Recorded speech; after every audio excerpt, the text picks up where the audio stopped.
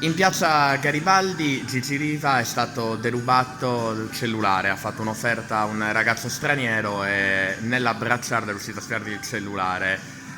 A Cagliari esiste un problema di sicurezza? Esiste il problema sicurezza, in effetti, non ce n'è.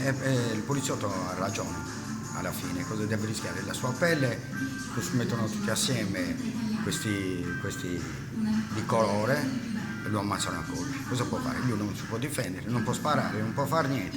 Tanto vale. Lei di non che zona di intervenire. Cagliari è? Pirri. Anche a Pirri, che comunque la municipalità, lei Anche a Pirri non c'è dice che c'è poca... sicurezza. Perché cosa capita? Qual è l'insicurezza che lei vede? Molti scippi stanno succedendo ultimamente e dunque le donne specialmente hanno paura di uscire.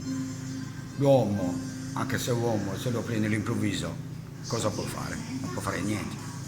Sul fatto che ci sia stato un furto a Gigi Riva, un'icona di tutta la Sardegna sportiva.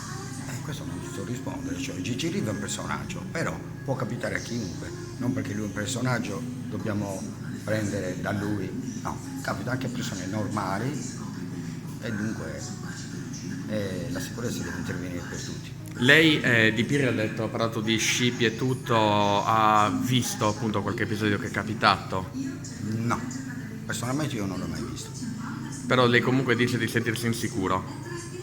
Io sono commerciante e non sono mai sicuro e ho sempre soldi in tasca. Giustamente devo incassare quando sto lavorando e i soldi in tasca ce li ho. Quando ho grosse cifre non me le lascio in tasca. Rientro e li porto a casa.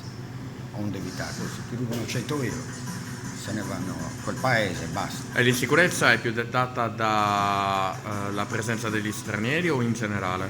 Penso che sia Dal suo punto di vista? Penso che sia maggiormente degli stranieri, poi ce ne sono anche i nostri che stanno morendo di fame e si aggiustano facendo scippi, rapine, furti e tutte queste cose qui.